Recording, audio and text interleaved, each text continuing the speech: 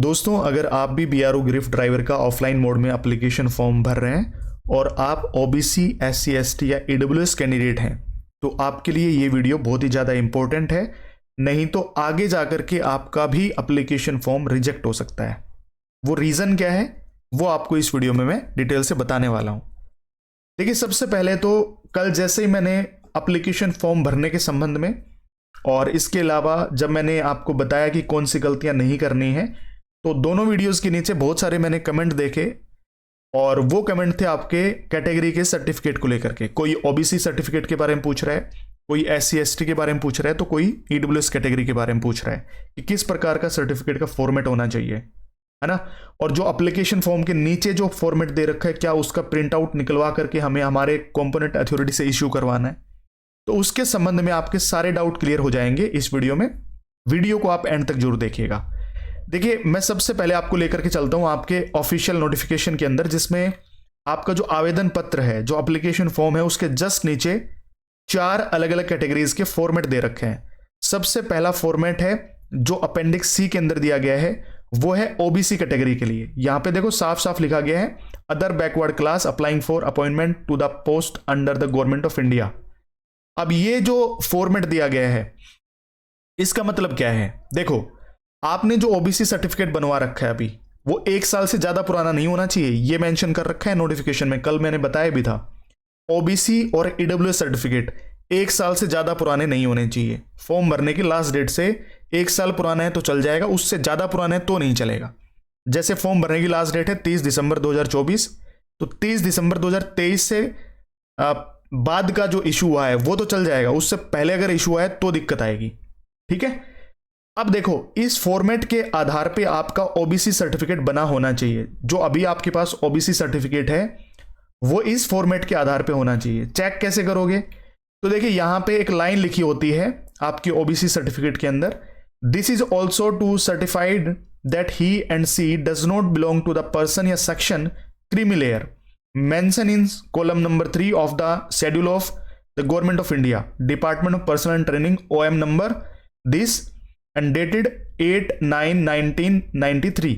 ये एक लाइन लिखी होती है और ये आपके ओबीसी सर्टिफिकेट के अंदर बिल्कुल नीचे देखेंगे या किसी का बीच में आप देखेंगे, आपको जरूर मिलेगा। ये डिसाइड करता है, ये लाइन ही डिसाइड करती है कि आपका ओबीसी सर्टिफिकेट जो है वो नॉन क्रीमी लेयर का है या क्रीमी लेयर का है। तो आप अगर नॉन क्रीमी लेयर से बिलोंग करते हैं तभी आपको रिजर्वेशन मिलेगा ओबीसी कैटेगरी का।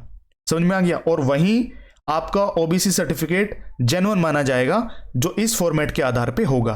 तो आप जरूर चेक कर लेना कि इस फॉर्मेट पे है या नहीं है। अगर नहीं है तो क्या करेंगे, इसका प्रिंट आउट आपको लेना है और आपके तहसील में या जो कोर्ट है आपका, सेशन जो कोर्ट है जहां पे आपके ओबीसी या ईडब्ल्यूएस जहां पे भी कोई सर्टिफिकेट बन रहा है, वहां पे जाएं और अपने डिस्ट्रिक्ट मजिस्ट्रेट या जो तहसीलदार है, नायब तहसीलदार है, वहां से आप इसको इशू करवा लें कि भाई हाँ, ये बंदा है जिसका नाम ये है, यहां से बिलोंग करता है और ये नॉन क्रीमी लेयर के अंदर आता है। समझ में आ गया? इस फॉर्मेट के आधार पे आपको अपना ओबीसी सर्टिफिकेट इशू करवा लेना है। ठीक है, दूसरा आता है आपका अपेंडिक्स डी, जो ईडब्ल्यूएस कैटेगरी वालों के लिए है। अब इसका फॉर्मेट जो है वो इस आधार पे होना चाहिए। समझ में आ गया? ये कुछ पॉइंट क्लियर आउट कर रखे हैं ना यहाँ पे, सेम पॉइंट आपके ईडब्ल्यूएस सर्टिफिकेट के अंदर होने चाहिए। अगर नहीं है तो इस फॉर्मेट के आधार पे आप अपना जो ईडब्ल्यूएस सर्टिफिकेट है वो तैयार करवा लें। अब ईडब्ल्यूएस और ओबीसी वालों के लिए दोबारा से मैं लाइन रिपीट कर रहा हूं, अगर 1 साल पुराना है आपका सर्टिफिकेट तो चल जाएगा, अगर उससे ज्यादा पुराना है तो नहीं चलेगा। ठीक है, नया बनवा लो 30 दिसंबर 2024 से पहले पहले। उसके बाद है अपेंडिक्स डी, जो एससी या एसटी कैटेगरी वालों के लिए है। आपका जो स्केड्यूल कास्ट या स्केड्यूल ट्राइब का सर्टिफिकेट है वो इस फॉर्मेट के आधार पे होना चाहिए, जिसमें यहां पे कुछ शेड्यूल या कुछ सेक्शन बताए गए हैं जो मेंशन कर रखे हैं इसके अंदर एससी एसटी कैटेगरी वालों के लिए।